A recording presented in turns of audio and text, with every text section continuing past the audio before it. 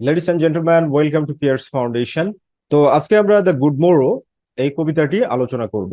আচ্ছা, সর্বপ্রথম আমরা গুড মোরো এই শব্দটার অর্থ জেনে নিই। গুড মোরো এই শব্দটার বা এই ফ্রেজটার অর্থ হচ্ছে গুড মর্নিং, অর্থাৎ শুভ সকাল।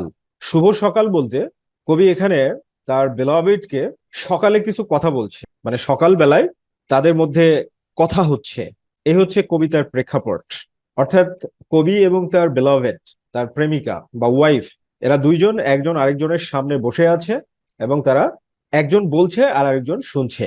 তো আমরা কিছু কি ফ্যাক্টস জেনে নিই। কি ফ্যাক্টস হচ্ছে, এই কবিতাটি লিখেছেন জন ডান। জন ডানের লাইভ ডিউরেশন হচ্ছে 1572 থেকে 1631।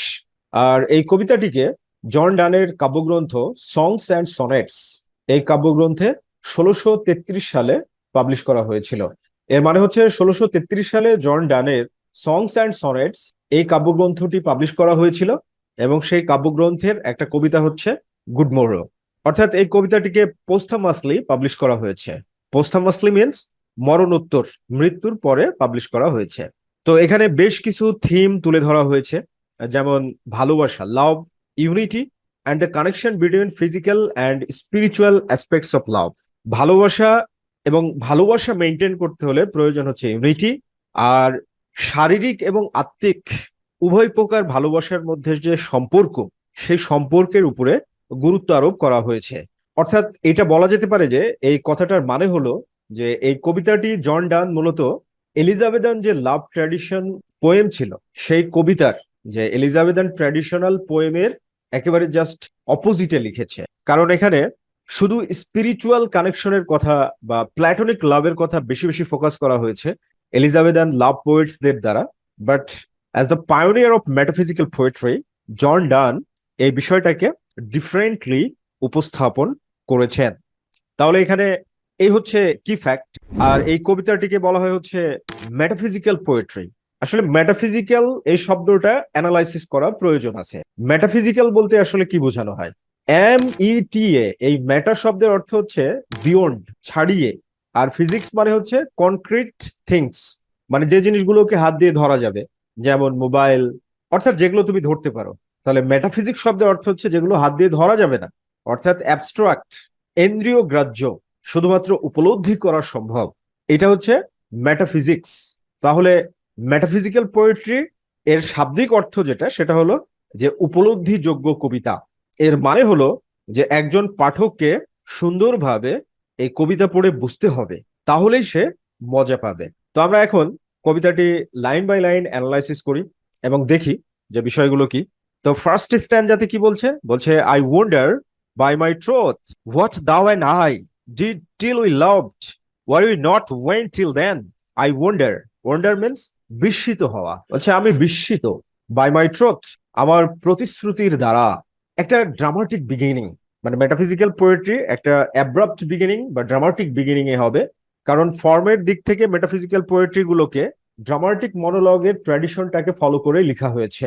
So subjective point of view থেকে স্পিকার বলছে যে আই ওয়ান্ডার, আমি বিস্মিত, বাই মাই ট্রুথ, আমার প্রতিশ্রুতির দ্বারা, what thou and I did till we loved, what thou and I live, thou মানে হচ্ছে তুমি, তুমি এবং আমি কি করতাম, টিল উই লাভ, আমরা যতক্ষণ পর্যন্ত না প্রেমে পড়েছিলাম ততক্ষণ পর্যন্ত আসলে আমরা কি করতাম। তাহলে এইটা, এই যে কনসেপ্টটা শুরুতেই, এই কনসেপ্টটা কিন্তু একটা জটিল কনসেপ্ট। সহজ সাবলীল ভাষায় বলতে গেলে কবি এটা বোঝানোর চেষ্টা করছে যে আসলে আমাদের দুজনের দেখা হওয়ার আগে বা একজন আরেকজনকে চেনার আগে, আমাদের বিয়ে হওয়ার আগে বা ভালোবাসার আগে, সেই সময় আমরা কি করতাম। Were we not weaned till then, যে তখন কি আমরা শুধু দুধ পান করছিলাম না, অর্থাৎ শৈশবকালের কথা বলছে। এরপরে কবি কি বলছে যে but sucked on country pleasures childishly, but sucked on, sucked on বলতে এখানে মানে উপভোগ করতে থাকা, চুষে নেওয়া বলতে উপভোগ করতে থাকা। দ্যাট মিনস আমরা উপভোগ করছিলাম, বাট সাকড অন, আমরা উপভোগ করছিলাম চলমান। ওকে, কান্ট্রি প্লিজার্স, কান্ট্রি প্লিজার্স বলতে যে গ্রামের যে প্রাকৃতিক সৌন্দর্য সেইটা চাইল্ডিশলি, শিশুসুলভ ভাবে। এখানে শিশুসুলভ ভাবে বলতে যে বিষয়টাকে বোঝানো হচ্ছে যে শৈশবকালের সেই বিশুদ্ধ জীবনের কথা এখানে তুলে ধরছে কবি, যে সেই সময় আমরা এরকম একটা বিশুদ্ধ লাইফ লিড করতাম। Or snorted with seven sleepers den, or snorted we, অথবা আমরা নাক ডাকিয়ে ঘুমাতাম in the seven sleepers den, সাতজন ঘুমন্ত গুহাবাসীর গুহায়। সেভেন স্লিপার্স ডেন এটা হচ্ছে রিলিজিয়াস অ্যান্ড হিস্টোরিক্যাল অ্যালিজন। এখানে ঐতিহাসিক এবং ধার্মিক এই রেফারেন্সটা দেওয়ার মাধ্যমে কবি বলছে যে আমরা নির্বিঘ্নে নিশ্চিন্তে গুহাতে ঘুমাতাম, কিন্তু আমাদের মধ্যে ইউনিটি ছিল, আমাদের মধ্যে মূলত ইউনিটি ছিল। সেভেন স্লিপার্স ডেন এটার হিস্টোরিক্যাল বা রিলিজিয়াস যে অ্যালিজন, সেটার রেফারেন্সটা হচ্ছে এরকম যে 250 খ্রিস্টাব্দে সাতজন খ্রিস্টান ধর্ম গ্রহণ করায় সেই সময়ে গ্রিসে প্যাগানিস্টিক গভর্নমেন্ট অর্থাৎ বহু ঈশ্বরবাদী সরকার সেই সাত যুবককে শাস্তি দিয়েছিল। তারা তাদের নিজেদের জীবন বাঁচাতে একটা গুহাতে আশ্রয় নিয়েছিল এবং ধারণা করা হয় সেই গুহাতে তারা কমপক্ষে 200 বছর আর সর্বোচ্চ 300 বছর ঘুমিয়েছিল। এটা হচ্ছে সেভেন স্লিপার্স ডেন। এখন প্রশ্নটা হলো, সেভেন স্লিপার্স ডেইনের রেফারেন্সের মাধ্যমে, অ্যালিজনটা ব্যবহার করার মাধ্যমে কবি আসলে কি বুঝাতে চাচ্ছেন? কবি এটা বুঝাতে চাচ্ছেন যে তাদের প্রেমটা শৈশবকালে সুপ্ত ছিল, সক্রিয় ছিল না, সুপ্ত ছিল। তাহলে অবশ্যই মনে রাখবে যে সেভেন স্লিপার্স ডেন এই অ্যালিজনটা ব্যবহার করার মাধ্যমে কবি বেসিক্যালি এটা বোঝাচ্ছেন যে সেই সময়তে তাদের প্রেম বা তাদের অনুভূতি এইটা একটা সুপ্ত অনুভূতি ছিল। টি was so but this all প্লিজার্স fancies B, বলছে এটা এরকমই ছিল। টি ওয়াজ বলতে ইট ওয়াজ, টি ওয়াজ সো এটা এমনটাই ছিল, বাট দিস তবে এটা অল প্লিজার্স ফ্যান্সিস বি কল্পনার আনন্দ ছিল। কল্পনার আনন্দ দ্বারা আসলে কবি এটা বোঝাচ্ছে যে আসলে সেই সময়তেও আমরা একজন আরেকজনের জন্য অত্যন্ত বেশি অ্যাট্রাক্টেড ছিলাম, কিন্তু কাল্পনিক ছিলাম। আসলে এখানে ফিলোসফিক পয়েন্ট অফ ভিউটা বুঝতে হলে যে বিষয়টা, সেটা হলো যে প্রত্যেকটা নারী এবং প্রত্যেকটা পুরুষের জন্য সৃষ্টি প্রদত্ত ভাবে আল্লাহ সুবহানাহু ওয়া তাআলা স্বামী স্ত্রীর মহব্বত তৈরি করে দিয়েছে। উদাহরণস্বরূপ, দুটো বাচ্চা ছেলে মেয়ে খেলাধুলা করছে, তো এই বাচ্চা ছেলে মেয়েরা খেলছে, তাদেরকে যদি হঠাৎ করে ডেকে বলা হয় যে তোমাদের দুইজনকে বিয়ে দিব তোমরা বড় হলে, তাহলে দেখা যাবে এই বাচ্চা দুটো লজ্জা পেয়েছে। কারণটা কি? তারা তো কিছুই বুঝে না স্বামী স্ত্রীর সম্পর্ক কি, এটা কেমন হয়। তো তারপরে কেন তারা লজ্জা পেয়ে গেল? কারণ হলো এটাই, সৃষ্টি প্রদত্ত ভাবে মানুষের মধ্যে সেই অনুভূতি এবং মূল্যবোধটা আল্লাহ সুবহানাহু ওয়া তাআলা ঢুকিয়ে দিয়েছেন। মূলত জন ডান এখানে এই বিষয়টার উপরেই ফোকাস করার চেষ্টা করছে।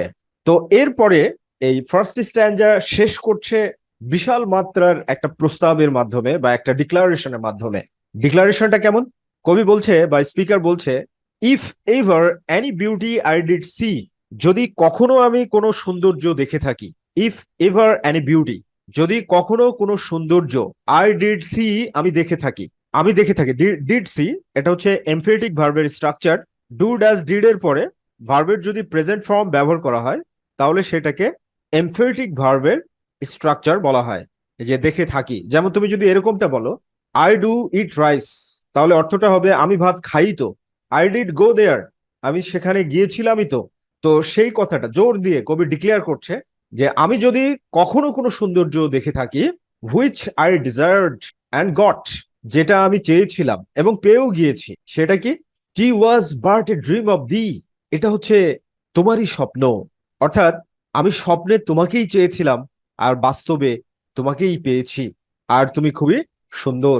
তাহলে এখান থেকে যে বিষয়টা দাঁড়াচ্ছে যে কবি বোঝাচ্ছে যে আমাদের ফ্যান্সিফুল লাভটা শুরু থেকেই ছিল, জন্মগতভাবেই ছিল। So first স্ট্যান্জা specially talking about subconscious stage of love, অবচেতন ভালোবাসার পর্যায়টাকে বোঝাচ্ছে।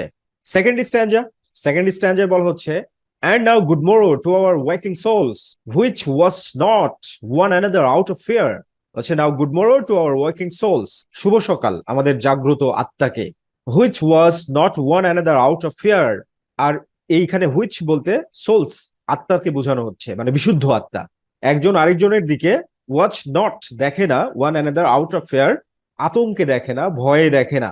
এর মানে হচ্ছে যে হৃদয় যদি বিশুদ্ধ হয়, প্রেমিকদের হৃদয় যদি বিশুদ্ধ হয়, তাহলে সেখানে ভয় পাওয়ার কিছু নেই, সেই বিষয়টা। For love, all love of other sides controls and makes one little room and everywhere. For love, এখানে for love বলতে, for বলতে এখানে কারণ, আর love বলতে বিশুদ্ধ ভালোবাসা। বলছে কারণ বিশুদ্ধ ভালোবাসা all love of other sides controls, মানে ভালোবাসার আকর্ষণীয় বা দর্শনীয় যে বিষয় আছে সেগুলোকে নিয়ন্ত্রণ করে। এর মানে হলো একজন যদি আরেকজনকে বিশুদ্ধভাবে ভালোবাসে তাহলে সে কখনোই ইলিসিট লাভ অ্যাফেয়ারে এঙ্গেজ হতে পারে না। ইলিসিট লাভ অ্যাফেয়ারে এঙ্গেজ হওয়ার কোনো সুযোগ নেই। And makes one little room and everywhere, এবং সব জায়গায়, প্রত্যেকটা জায়গায় একটা ছোট্ট ঘর তৈরি হয়। সব জায়গায় একটা ছোট্ট ঘর তৈরি হয়, এর মানে যেটা সেটা হলো যে কবি এটা বোঝাচ্ছে যে প্রেমিক প্রেমিকা একজন আরেকজনের আড়ালে কখনো ইলিসিট অ্যাফেয়ারে এঙ্গেজ হতে পারে না। এজন্য কবি প্রস্তাব দিচ্ছে যে পৃথিবীর যা ইচ্ছা তাই করুক। উদাহরণস্বরূপ বলছে, let sea discoverers to new worlds have gone, যে সমুদ্র আবিষ্কারকরা নতুন জগতে চলে যাক। Sea discoverers to new worlds have gone, তারা নতুন জগতে চলে গিয়েছে, চলে যাক। Let maps to other worlds on worlds have shown, আর পৃথিবীর মানচিত্রে নতুন ভাবে দেশ যুক্ত হতে থাকুক। Let us possess one world each had one and is one, চলো আমরা একটা পৃথিবী অর্জন করি। প্রত্যেকেরই একটা পৃথিবী আছে, আর সেই পৃথিবীটা একক হোক। এখানে ইচ হ্যাড ওয়ান দ্বারা কবি তার ওয়াইফকে বা বিলাভেডকে প্রচন্ড মূল্যায়ন করছে। কবি এখানে বোঝাতে যাচ্ছে যে তোমার যে স্বপ্নের পৃথিবী আছে, তুমি যে রকমের পৃথিবী, ভালোবাসার পৃথিবী পেতে চাও, গড়তে চাও, চলো আমরা পরিকল্পনা করে দুইজন একইভাবে আমাদের দুই পৃথিবীকে মিলিয়ে দিয়ে একটা পৃথিবীতে পরিণত করি। এরপরে থার্ড স্ট্যান্ডায় কি বলছে? থার্ড স্ট্যান্ডায় কবি বলছে, my face in thine I, thine in mine appears.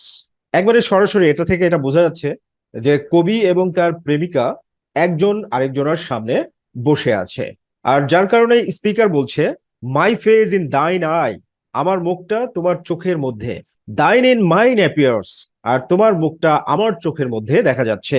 অর্থাৎ এটার মানে হচ্ছে তারা সামনাসামনি বসে আছে, front to front, face to face, একজন আরেকজনের সঙ্গে কথা বলছে। And true plain hearts do in the faces rest, আর এই মুখ দুইটা প্রদর্শন করছে কি তাদের আত্মা হচ্ছে বিশুদ্ধ। অ্যান্ড ট্রু প্লেন হার্টস, আর বিশুদ্ধ হৃদয়, do in the faces rest, মুখের মধ্যে বিশ্রাম করে। অর্থাৎ একজন আরেকজনকে দেখলেই বুঝতে পারছে তারা তারা একে অপরকে কতটা বিশুদ্ধভাবে ভালোবাসে। আসলে যে প্রেক্ষাপট থেকে জন ডান এই কথাগুলো বলেছে সেটা খুবই গুরুত্বপূর্ণ একটা প্রেক্ষাপট। কারণ ইংল্যান্ডের ভালোবাসা সকালবেলা আছে তো বিকেলে নাই, বৈবাহিক সম্পর্ক এই আছে তো এই নাই, ডিভোর্স হতে সময় লাগে না। বাট যদি ভালোবাসা থাকে তাহলে ডিভোর্স এগুলো হয় না। তো এই জন্য কবি বলছে যে where can we find two better hemispheres, কোথায় আমরা দুটি ভালো গোলার্ধ খুঁজে পেতে পারি? কোথায়? হ্যামিস্ফিয়ার্স বলতে গোলার্ধ, কন্টিনেন্ট, মহাদেশ। কোথায় আমরা ভালো মহাদেশ খুঁজে পাবো বা গোলার্ধ খুঁজে পাবো? উইদাউট শার্প নর্থ, কারণ উত্তর গোলার্ধটা হচ্ছে খুব গরম। উইদাউট ডিক্লাইনিং ওয়েস্ট, আর পশ্চিম গোলার্ধটা হচ্ছে খুব ঠান্ডা। অর্থাৎ উত্তর গোলার্ধটা হচ্ছে খুব উত্তপ্ত, আর পশ্চিম গোলার্ধটা হচ্ছে খুব ঠান্ডা। এজন্য কবি বলছে যে পৃথিবীর কোথাও শান্তি নাই, সব জায়গায় একটা না একটা ত্রুটি রয়েছে। ওকে, এরপরে কি বলছে? সায়েন্টিফিক একটা এক্সপ্লেনেশন দিয়েছেন। Whatever dies was not mixed equally. Scientific এক্সপ্লেনেশনে এটা বলা হয় কেমিক্যাল রিয়াকশনের ক্ষেত্রে, যে কেমিক্যাল রিয়াকশন যদি ভালো হয় তাহলে নতুন কিছু প্রডিউস হবে, আর যদি ফেল্ড হয়, সমানভাবে যদি মিশ্রিত না হয়, তাহলে সেটা কি হবে? ফেল্ড হয়ে যাবে। তো এই জন্য কবি বলছে যে যা কিছু মরে যায়, এখানে হোয়াট এভার ডাইজ বলতে যা কিছু মরে যায় বলতে কবি বোঝাচ্ছে যে ভালোবাসাগুলো থাকে না, ওয়াজ নট মিক্সড ইকুয়ালি, সেই ভালোবাসাগুলো বেসিক্যালি সমান ভালোবাসা না। প্রেমিক প্রেমিকারা একজন আরেকজনকে সমানভাবে ভালোবাসেনি, যার কারণে এই ভালোবাসাগুলো থাকেনি। এই জন্য কবি মানে স্ট্রং যুক্তি দেখাচ্ছে, আর্গুমেন্টস দেখাচ্ছে। আর সেই আর্গুমেন্টটা কি? If our two loves be one, যদি আমাদের দুজনের ভালোবাসা একই হয়, or thou and I love so alike, আর তুমি এবং আমি যদি একইভাবে একে অপরকে ভালোবাসি, that none do slacken none can die, এই ভালোবাসাটাকে কেউ দুর্বল করতে পারবে না। স্ল্যাকেন মানে উইকেন করা, দুর্বল করা, কেউ দুর্বল করতে পারবে না। নান ক্যান ডাই, এবং কেউ এটাকে মারতেও পারবে না, মানে মেরেও ফেলতে পারবে না। আসলে এই দুইটা লাইন দ্বারা বেসিক্যালি জন ডানের অটোবায়োগ্রাফিটা রিফ্লেক্ট করা হয়েছে। জন ডানের আসলে অটোবায়োগ্রাফিতে কি ছিল? প্রেমের ক্ষেত্রে জন ডান এবং তার স্ত্রী অ্যানি ডান অনেক বেশি স্যাক্রিফাইস করেছেন।